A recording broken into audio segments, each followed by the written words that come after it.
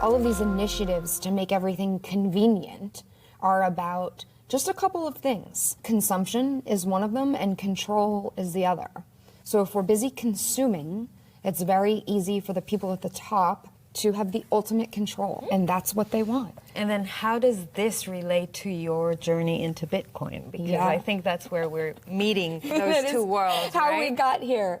Yeah. So the universe aligned, and I was sitting in Cartagena, Colombia in 2017, and I didn't want to be there. I was at a free trade zone conference. So I'm sitting in a corner, and this young Russian kid sits down next to me, and we're talking about some tech stuff. He clearly didn't want to be there either. He's like, well, have you heard about, Bitcoin? And I'm like, actually, yeah. When's the first time you ignored Bitcoin? So I ignored Bitcoin in DC in 2011. Had some friends using early it. On, yeah. But I ignored it. And I thought, that's interesting. And I started Googling. There was still the internet hadn't been as co-opted as it is now. It's insane. I set up a Google alert, and I just started reading everything that I could. And I understood the technical side of it very quickly. So I got into Bitcoin, and that ultimately allowed me to get out of working in foreign direct investment. And so in 2018, I moved back to the States and kind of retired from all of that and thought, now what do I do with my life? Okay. It took some time to go, from there to here where we are now. I spent a couple of years trying to talk to people about what I'd seen, but nobody wanted to listen, right? I just sounded like a crazy person. I came back to the US and I was like, everything on the TV is propaganda.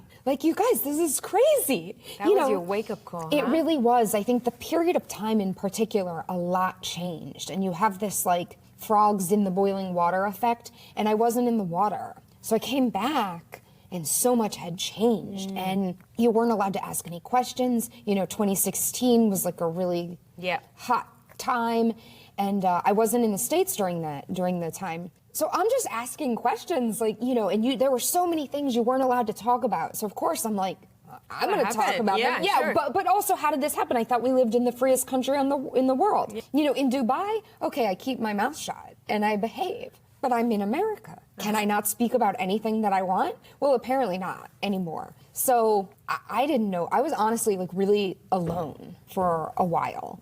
And COVID, for me, there was a silver lining in COVID, and that was that it woke many people up. Yes. So I had some friends and former colleagues in China. I saw what was happening there, and I just knew. I said, it's coming here. And everyone said, no way, no way.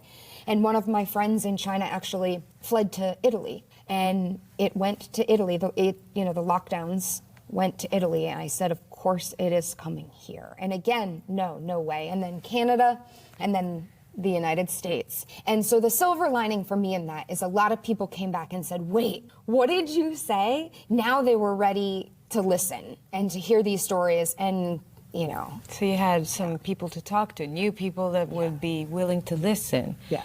And how was the COVID period for you? Well, I got really lucky because I was in Florida. Okay. So it was not too bad. That's right. Yeah. But you were watching everything else. I was, and it was wild to watch. It confirmed, when I came back to the States in 2018, I had these wild thoughts. People get angry when I say, in some ways, the U.S., it's as bad as China, but the thing is, at least China is honest about its propaganda. We're here in the U.S. and they're pretending this is real media. Get out of here. This is propaganda. And more people are starting to see that. Yep. But, a few years ago, that was let's not talk about that, And again, I will always go back to this. At least they're honest about it. And that's not to say they're honest about everything. Of course not. There's no delusion of that. Sure. But the fact that the media is state-sponsored, we know that. That's a fact. So, this is what bothers me in the United States, is that there's this facade that this is real information, and it's not. What else got clarified or verified for you during COVID? Well, it challenged a lot of my beliefs because, I had spent time in Dubai, and when you're in Dubai, you get a lot of questions about, well, isn't it, authoritarian and these things. I'm like, well, I've never felt safer anywhere. There's pros and cons everywhere globally. I come back to the US, it's in deterioration. So like it really, for me, brought up like, what is freedom? You know, am I more free here where I actually feel sort of scared a lot of places? I can't leave my purse or my things sitting somewhere and use the restroom. I have to keep my things with me. There's all these little things that we don't really think about. And so how do you arrange those pieces to have the utmost freedom? And it's complex, obviously, and there's trade-offs everywhere with everything. But I think, you know, the era of the United States being the free beacon that it was is over. I hope that we can reclaim it. But to think that it is the freest place in the world is just delusional at this point. I think both you and I have experienced coming from a very successful and socially accepting community around us. And then when COVID happened and we were not willing to go along and to participate in all the different experiments they were running on us, whether it's health experiment or social experiment or whatever, then we had to experience some outcasting or absolutely or discrimination at points, right? And that to me showed in many cases the true face of society and of how easy it is to manipulate human beings and how easy it is to get human beings to turn against each other. It was wild. It was wild. And so what were the prices that you had to pay for standing your ground and not taking part in all this crazy jungle? Well, I got really lucky in that I had just been spit out of the time in foreign direct investment, and I wasn't interested in being involved in that anymore. So I was already in a weird transitional place in my life. I kind of just lost my career, so I didn't have to lose my career.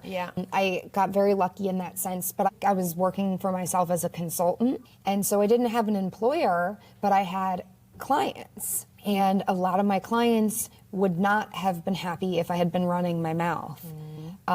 So I ultimately chose to wind that down and run my mouth instead, because there were a couple of like retail clients that I had and helped them prop up like e-commerce businesses during COVID. And I was doing a lot of like marketing, business development. And if you want to do that, you know, you have to play the game, play along. Yeah, you have to play along. So there was like one place, for example, and when I went there and I met with them, I wore a mask. Okay. And I hate it. I wish that I hadn't, but I did. You know, we have to make all of these decisions. So I didn't lose that much, and I'm really thankful for that. But I have nothing but empathy for, I know that people lost everything. And I understand the feeling of alienation because, you know, I had been through that coming back from being abroad and trying to like be honest about what was going on.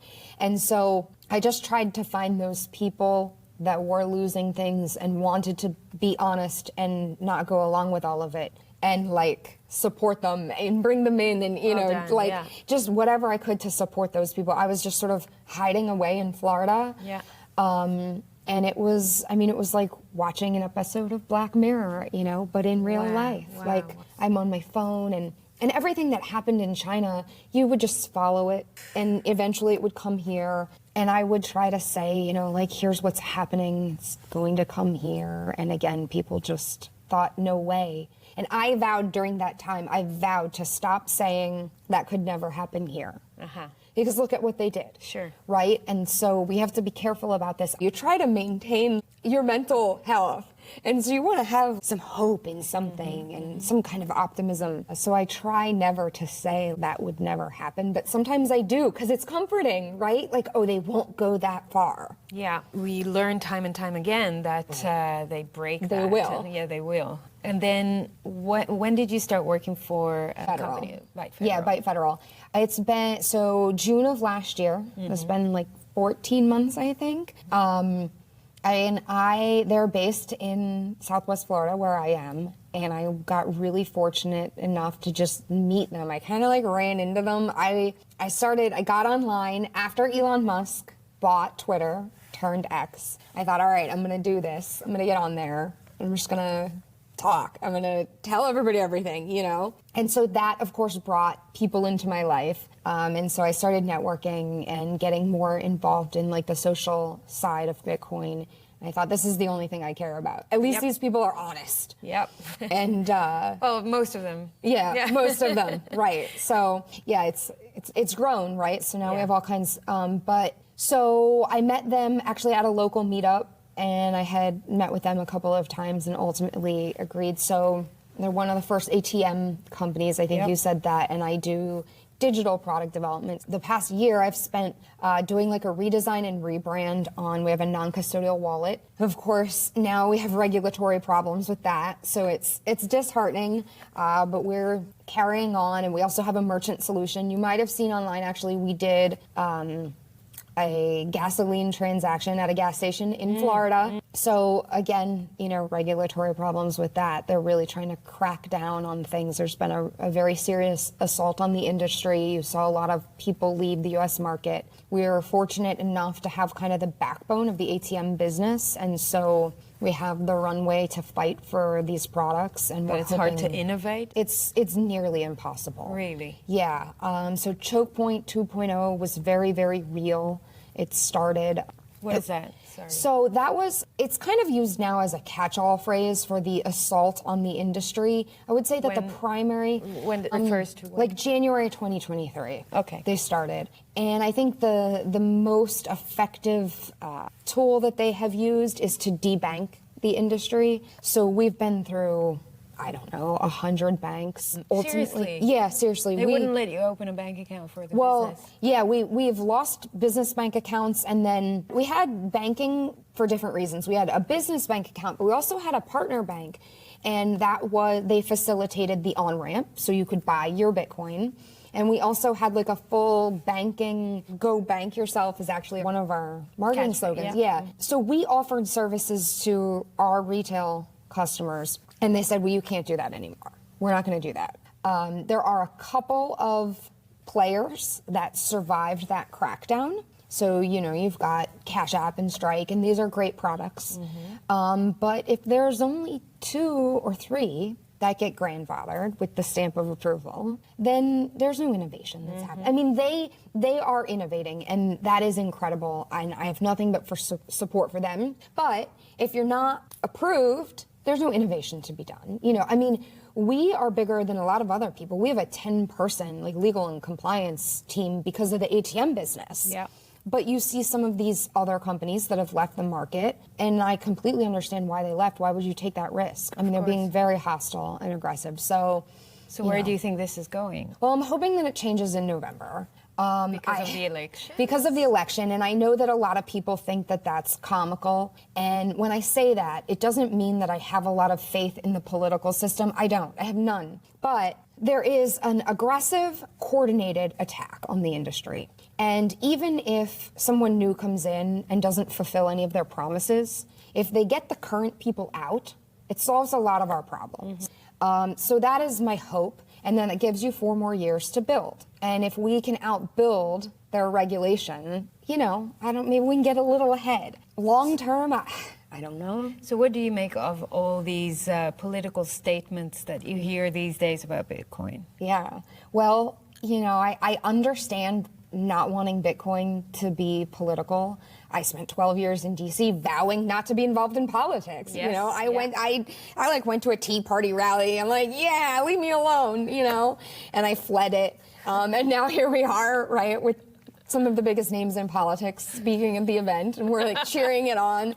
But I think it was inevitable, right? I mean, but that's, I'll stop you for a second because that's important to say. We're cheering it on just because we know it's good for Bitcoin. Yeah. We don't give a F about the politicians. I have no faith in the politics. I mean, look, if burning it all down was an option, I would light the match. But it's not, it's not socially acceptable to do this. If we're gonna play their games, you have to play the game, right? I mean, you and I know that.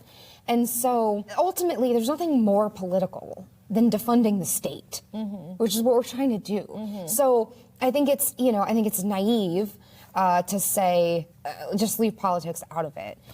There's this idea, it's not an idea, it's a truth, The truth is that the Bitcoin protocol will survive. Yes. But we, as people, are citizens of the country that we were born in. You know, little leniency there, but we're citizens somewhere.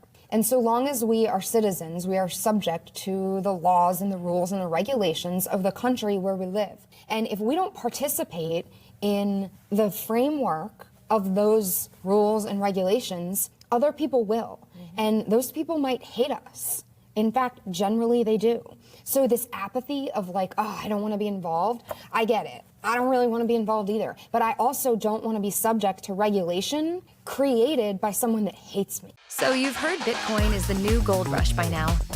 As world leaders on all sides have endorsed it as the future of money, and now you're looking to get started, we'll show you how. It's actually easier than you think. First, go to your nearest ByteFederal ATM and turn your cash to coin. ByteFederal has over 1,200 locations around the country with the highest daily limits. Go to our website, ByteFederal.com, to find the nearest ATM to you. Log in to any wallet, then create an account, deposit your US cash, and instantly convert it to Bitcoin. That's it. We are the only US manufacturer and operator in the Bitcoin ATM industry, and our US-based live customer service is second to none. Go on, give it a whirl, and don't get left behind. Click the link below.